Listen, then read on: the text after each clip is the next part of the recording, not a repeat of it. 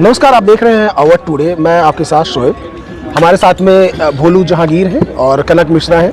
जैसा कि आप सब जानते हैं कि ग्राउंड रिपोर्टिंग सुल्तानपुर में कनक मिश्रा और भोलू जहांगीर के माध्यम से काफ़ी हद तक कवरअप किया जा रहा है। ऐसे में हम लोग बात करेंगे और जानेंगे कि इनका एक्सपीरियंस क्या रहा है अब तक। जैसा कि आप सब जानते हैं कि समाजवादी पार्टी ने भी अपना उम्मीदवार सुल्तानपुर लोकसभा 38 में घोषित कर दिया है। इसके साथ ही बीजेपी ने भी अपना उम्मीदवार घोषित कर दिया है। तो हम इसी पे चर्चा करेंगे और एक्सपीरियंस क्या रहा, जनता का रुझान क्या रहा है, इस पे हम लोग बात करेंगे। और 2024 में कौन होगा विजेता सुल्तानपुर में, यानी किसके सर सजेगा लोकसभा चुनाव का ताज, इसके ऊपर हमारी बात होगी। तो सबसे पहले कनक मिश्रा हमारे साथ में है। बहुत सिंपल सा आपसे मैं पूछूंगा कि आपने लगभग पूरा सुल्तानपुर के लगभग जितने भी विधानसभा क्षेत्र हैं सब कुछ कवर किया है लगभग। तो अगर मैं दोस्तपुर की बात करूँ तो दोस्तपुर भी आप गई, वहाँ भी आपने लाइव रिपोर्टिंग की थी। तो क्या रहा वहाँ पे जनता का रुझान, आपने क्या देखा?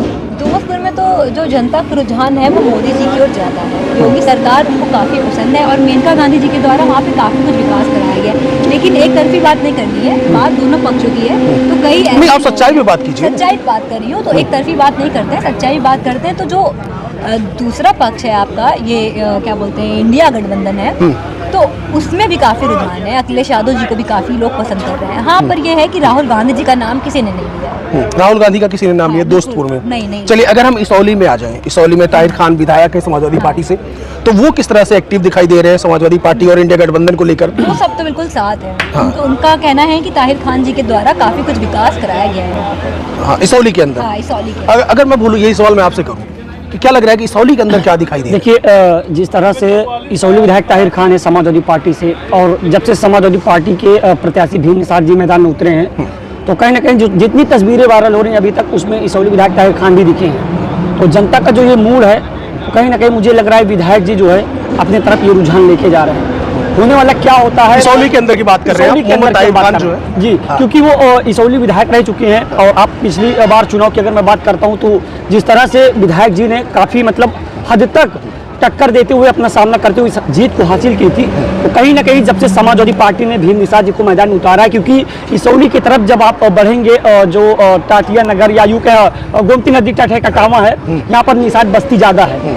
तो निषाद बस्ती तो आप बरासिन का भी कह सकते हैं, जो ये गुरुवार क्रॉस करने के बाद उधर के, लेकिन आपका माफ कीजिए, एक एरिया कौन सा, केवटली, माफी, हाँ केवटली एक जगह है, वहाँ भी नहीं। कहने का मतलब ये है, जिस तरह से अखिलेश यादव जी ने ये दांव खेला है कि निषादों का वोट बैंक इकट्ठा करने के लिए, तो कहीं ना कहीं जिस तरह से विधायक जी हैं ना समाजवादी पार्टी से विधायक, तो वो समाजवादी के प्रत्याशी हैं, वो एक भी गलती नहीं करना चाहते हैं, चाहे जितना समय हो। रोजा है, मतलब मुसलमान है, रोजा रख के भी साथ देते हैं, एक भी गलती नहीं कर, मतलब एक भी वोट समाजवादी का, कहने का साफ तौर पर ये, अगर विधायक इसौली का है समाजवादी पार्टी का, तो सुल्तानपुर का सांसद भी बनना चाहिए, उनका कहना ये है। लेकिन जनता क्या रुझान देती है, ये आने वाला जहांगीर जैसा कि बता रहे हैं, उसका रीजन ये है कि सबसे पहले समाजवादी पार्टी ने अपना प्रत्याशी घोषित किया, जिसके बाद उन्होंने अपनी मेहनत शुरू कर दी, और जो सबसे पहले जो साथ में नजर आए भीम निषाद के, वो माननीय ताहिर खान जी जो इसौली से विधायक हैं, वो नजर आए।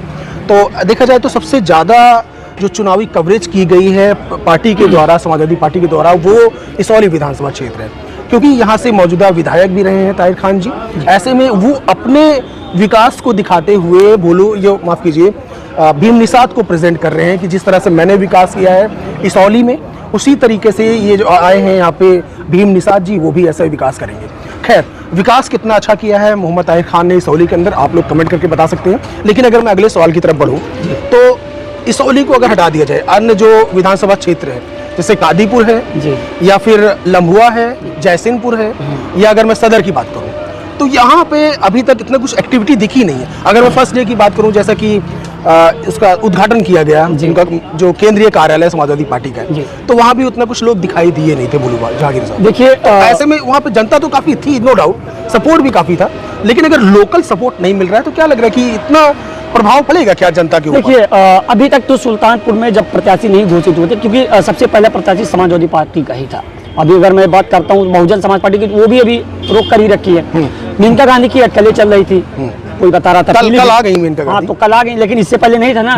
तो जिस तरह से भीम निषाद जी अपना दौरा चला रहे थे, तो कहीं ना कहीं जो आप बता रहे भीड़ नहीं इकट्ठा हो सकता है भारतीय जनता पार्टी के कैंडिडेट का इंतजार कर रही हो, ये भी तो हम मान सकते हैं। और कहीं ना कहीं अगर हम बसपा की बात करते तो बसपा तो अभी उतारी नहीं है, क्योंकि अगर मैं पिछले चुनाव की बात करता हूं तो जब गठबंधन में सोनू सिंह के खाते में सीट गई थी तो अच्छा खासा टक्कर क्या कहते हैं भारतीय जनता पार्टी से और बसपा से हुआ था, लेकिन अब की बार अभी तो उतारा नहीं, अभी इनको चेहरा मिला नहीं है जी। तो कल से मेनका गांधी दौरा शुरू कर दिए, इसके पहले भीम निषाद थे। अब देखने वाली बात ये होगी कि सुल्तानपुर में जो जनता है, क्योंकि मेनका गांधी जिस तरह से जन चौपाल लगातार जो भी अपना चला रही थी, जो टिकट इनका भारतीय जनता पार्टी ने भरोसा जताया है, हो सकता है जनता इसका इंतजार कर रही हो, क्योंकि आपने कहा ना कि भीड़ नहीं दिख रही थी, तो कारण तो ये तो क्योंकि चलिए, आपने गठबंधन की बात की, आपने बसपा की बात की, जी तो मैं आपको अपडेट दूं कि एक पीडीएम भी आ गया है, जी पिछड़ा दलित एंड मुस्लिम।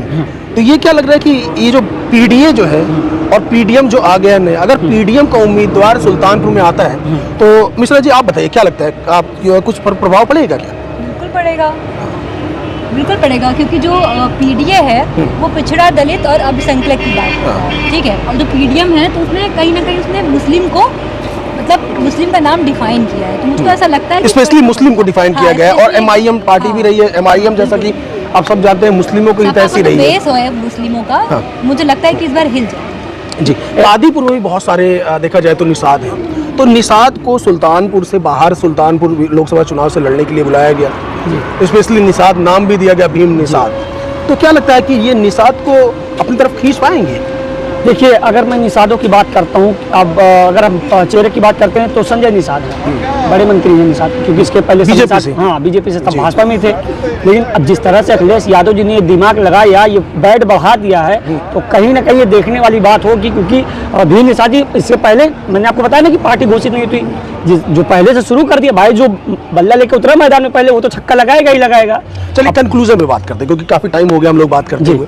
कंक्लूजन पे अगर बात करें तो ये निषाद जो है क्या बीजेपी को भी घाटा पहुंचा सकता है, या बीजेपी जिस तरह से चुनाव 10 साल से जीतती हुई आ रही है तो इस बार कुछ प्रभाव पड़ेगा क्या? बीजेपी को घाटा पहुंचा सकता है, पहुंचा सकता है, क्योंकि निषादों की वजह से बीजेपी अब तक जीतती आ रही थी, लेकिन इस बार भीम निषाद जो उतर गए तो मुझको ऐसा लगता है कि जो काफी निषाद हैं वो चले जाएंगे। 2.5 लाख वोटर्स के आसपास फर्क पड़ने वाला है, फर्क पड़ने वाला है सुल्तानपुर में, ये बात आप मान लीजिए। चलिए मैं अपने दर्शकों को बताऊं कि ये है असरोगा टोल प्लाजा, हम लोग यहाँ पे मौजूद हैं, चाय पे चर्चा टाइम में आप कह सकते हैं, क्योंकि काफ़ी देर से हम लोग चाय पी रहे थे, तो फाइनली वीडियो स्टार्ट होने से पहले चाय हम लोगों की खत्म हो गई थी जी। और बोलू ने सबसे पहले अपनी चाय खत्म की, उसके बाद कनक मिश्रा, देन फिर वीडियो स्टार्ट होने से ठीक पहले मैंने भी अपनी चाय का कप जो कुल्हड़ था उसको फेंक दिया।